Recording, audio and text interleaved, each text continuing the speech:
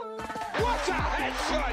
What a head! How's it, guys? This is Dayvy, FPL, and welcome back to the Fantasy Premier League video here on my channel. Now in this video, I'm going to bring you guys the ultimate guide to the upcoming Game Week 10. Talking points covered in this video are going to include the reaction to the League Cup injuries, as well as the lineups for the Wednesday evening games. We're then going to move on to the watch list, which I'm going to do a little bit differently than usual. Kind of going to focus on each player individually and bring you guys the predicted points as well as their fixtures for the upcoming game weeks. Then finally, I'm going to be touching on captaincy. It might be a little bit cut and dry this week with most people going with Salah, but I'll try and convince you guys maybe to go a little bit differential, but obviously I will probably be recommending Salah at the end of the day. So that's something you guys are interested in. Sit back, relax, and let's get straight into it. So the first talking point I wanted to just go over, I wanted to tell you guys that I am recording this on Wednesday evening. I have looked at the teams. The Carabao Cup games are actually being played as I am recording this video. So I've waited as late as possible to record this video just to give you guys the most updated news as possible and also to kind of adjust to my schedule of recording. So in terms of the updates from the team selection, I did speak about these three options on the screen here. Jamie Vardy, Mbeumo from Brentford, and then also Azpilicueta from Chelsea. Now the news about these particular options, I was hoping for some managerial comments before the fixtures actually kicked off tonight, but unfortunately we didn't get any, so I'll be waiting for after these games to conclude to give you guys an update maybe in the comments down below. So what I'll be giving you guys in this talking point is my own personal opinions on if these options will probably start in Game Week 10 or if we might have to transfer them out because they're going to be missing their upcoming fixtures. So the first one I'm going to talk about is Azpilicueta, because I do think Azpi will play in Game Week 10. I mean, I just saw a video on Chelsea's actual Twitter account showing his reaction to the penalty shootout last night, and he was celebrating, not really worrying too much about that shoulder injury that he apparently picked up in training. So I think that Azpilicueta will be perfectly fine for Game Week 10 against Newcastle. Now going on to Jamie Vardy and Mbeumo. Mbeumo with the hamstring injury, whereas Jamie Vardy picked up a knee injury, both in the same fixture of Game Week 9. Now Jamie Vardy with the knee injury, he's a little bit of an older man right now, so I think as soon as he feels a little bit of a tweak, he is automatically precautioned and probably rested in that specific game week, and that's why he was taken off at halftime. So I do think that Jamie Vardy does have quite a good chance of starting in Game Week 10, but I'm pretty sure that Rodgers will give us an update after their fixture tonight. I think they are playing Brighton. Now with Mbeumo, I did mention this in the team selection that with a hamstring injury, over my experience in playing FPL, watching Premier League football, hamstring injury is usually quite a prolonged amount of time that these players will be out for. And that's why I think with Mbeumo might be a little bit of a stretch for him to have an expectation of Game Week 10. And I think maybe Game Week 11 will be more realistic. But just wait for the press conference coming up on Thursday and Friday. Maybe we have had those press conferences on Thursday as you guys are watching this video. So you will have all the news as possible, and I will update you obviously in the comments down below as I did mention. There are other players that are currently injured. I mean, I'm waiting for Lukaku and Timo Werner news, but I'm pretty sure we'll hear that in Tuchel's press conference that should be on Thursday or Friday. And now going on to the next talking point, which is going to be the League Cup. And as I mentioned, recording this video on Wednesday evening, but the lineups have been announced. The games are being played as I am recording this. And the one lineup that I wanted to take you guys through is going to be the Man City lineup. And the reason for that is that a lot of us do own Man City assets. Now with the Liverpool lineup, the majority of kind of first choice players have been rested. Some of them aren't even on the bench. So don't you have to worry about a Mo Salah, a Trent, a Robertson, those sort of players. But the Man City lineup is usually quite unpredictable. And that's how I want to talk about this lineup specifically. So thankfully, I did mention this in my team selection that I wanted a Cancelo and a Ruben Diaz rest, and that's exactly what we got here. So those two options look ready to go for Crystal Palace in Game Week 10. Another notable option that has been omitted is going to be Phil Foden. Now, option that has come up, and we'll be talking about a little bit later on. I think that Phil Foden looks like a great shout, and thankfully he was rested tonight, so you new owners can get a nice fresh Phil Foden going into that Crystal Palace game at home in Game Week 10.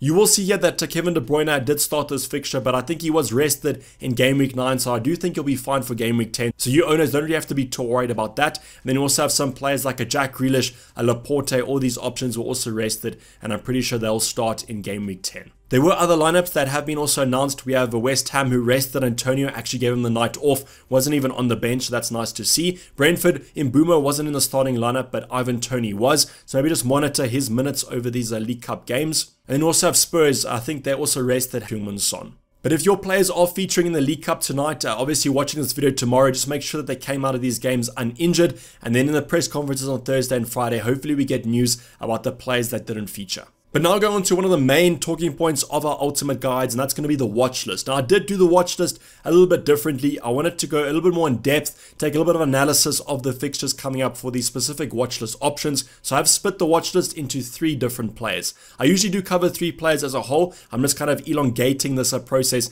just to give you guys some more insights about why I am favoring these options.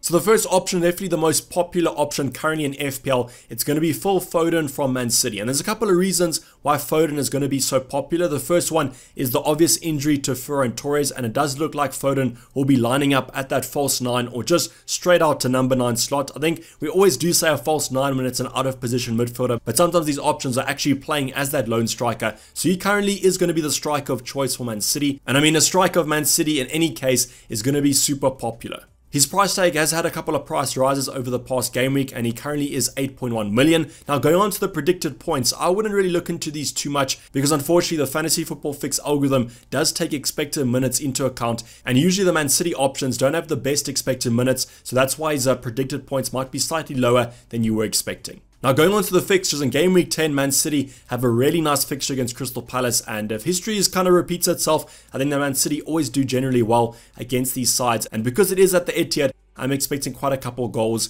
for Man City. We then go on to 3 fixtures which on paper might be slightly harder, but when you look at the fixtures a little bit more in depth, you will see that it is United, it is Everton, and then it also is West Ham. Now the West Ham fixture out of these 3 probably looks the hardest right now. I mean, Everton and United both conceding 5 goals in Game Week 9, so I mean, imagine what Man City are going to do to these respective teams. So on paper, the fixtures might look slightly tougher, but I do think that Phil Foden and Man City can do well against anyone. In Game Week 14 and 15, they go on a little bit of a nice run of a sea of green, and that's where you really do want Phil Foden to kind of shine, and that's why you might want to jump on the Phil Foden bandwagon slightly earlier than most people, just that you can get the most bang for your buck. Out of the Man City attackers, definitely my favorite option to go for. Mentioned this a couple of weeks ago, and it's nice to see that kind of a tip paid off, and if you guys did bring Foden in, you are reaping the rewards.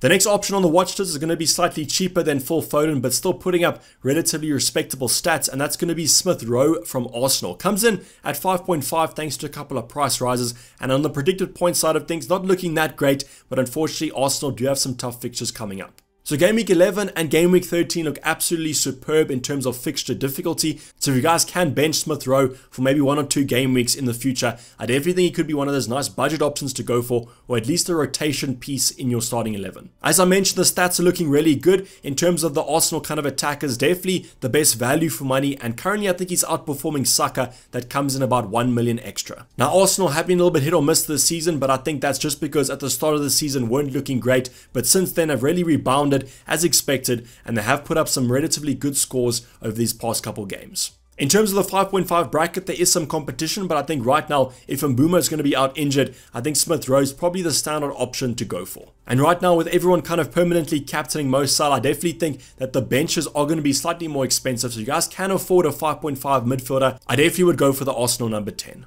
And finally, a defender that's on everyone's radar, it's going to be Ben Chilwell from Chelsea. So the fullback is putting up relatively good stats. I mean, the scoring form is definitely there. I think he's scored both in Game Week 9 and Game Week 8. And with these next 2 fixtures coming up against Newcastle and Burnley, if he does play those fixtures, I can honestly see Chilwell hauling yet again. Comes in at 5.8 thanks to a couple of price rises, so slightly on the upper ends of those Chelsea defenders, but I do think he's worth the value, and I think over the long term, definitely going to be the best option to go for from a Chelsea defender point of view. Right now, Chilwell is definitely the number 1 choice at that left wing-back slot after taking over from Alonso. Alonso having a relatively good start to the season, but Ben Chilwell has definitely moved on from him and looks to be the better option going forward. Now, there might be some rotation here and there. Just think about the Champions League games coming up. I think Chelsea's group is relatively competitive, so maybe before the Burnley game, he could be rotated, and then we might see Alonso playing 1 or 2 fixtures. But definitely, as I mentioned, in the long-term perspective, Chilwell's the man to go for if you want a Chelsea defender. Predicted points aren't the highest over these next couple of games, but I also think that's just because maybe the algorithm is debating whether to start Alonso or whether Chilwell is going to play. So the final talking point, as we usually do, is going to be captaincy. I do apologize that there hasn't been that many talking points, but I think Game Week 10 is relatively straightforward game week to go for, and that extends to the captaincy. So off the bat, I'm going to tell you guys that Mo Salah is definitely going to be the highest captain player yet again, and the effective ownership is going to be absolutely off the charts. And if you guys don't want to put the armband on the Egyptian international, you definitely have to realize that it's a massive risk. Now, Liverpool versus Brighton, although Brighton have looked quite strong defensively, just look at Game Week 9 versus City, conceding 4 goals. And I think because this game is at Anfield, the crowd's going to be absolutely pumped after that win against United. I can honestly see Liverpool doing quite well in this one, and therefore Mo Salah has to be in amongst the goals. So I don't really want to advise you guys not to go with Mo Salah as your captain. As I mentioned, high risk, but there is a high reward if your captain does outperform Mo Salah. And my 2 favorite options to go for is going to be Kai Havertz and then also Kevin De Bruyne. Now you guys might laugh at Kai Havertz after his pretty dismal performance in the 7-0 win against Norwich, but I think against Newcastle, guaranteed to basically play at that centre forward position unless Timo Werner or Lukaku is back from their injury. Now you guys can also go for another Chelsea attacker, maybe a Mason Mount, Hudson-Odoi, but I do think that in terms of these 3 options, I still do favour Havertz, even though he hasn't been performing that well in the past couple of games. Now the final option to go for is going to be a Man City option, Kevin De Bruyne. Although he did start tonight in the Carabao Cup, I'm expecting him to play on the weekend, and I think that Kevin De Bruyne, just a matter of time till he proves he's going to be worth that price tag and prove with a haul that he is also a captaincy consideration.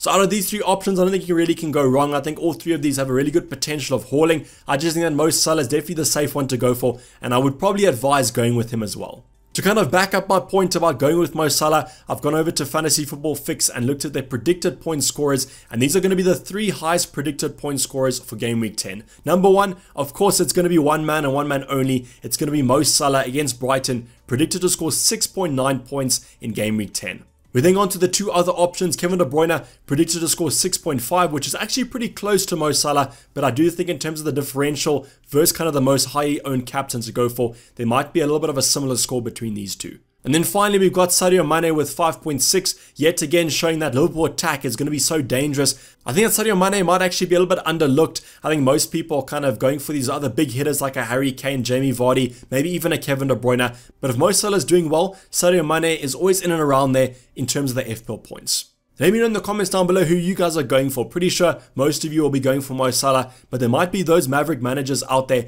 that I do honestly respect that will be going without him. But this is basically wrap up the video, guys. Hopefully you did enjoy it. Please don't forget to like if you did and subscribe if you have not subscribed yet. I'll be seeing you guys not for a deadline stream, unfortunately. I do have other commitments, but just drop your comments down below and I'll be sure to get to them. On that point about no deadline stream, I'll probably be reviewing my team over my Twitter page at Dayvy FPL, so go check me out if you guys don't follow me. But I'm signing off. It's been Dayvy FPL and I'm out. Cheers. Bye.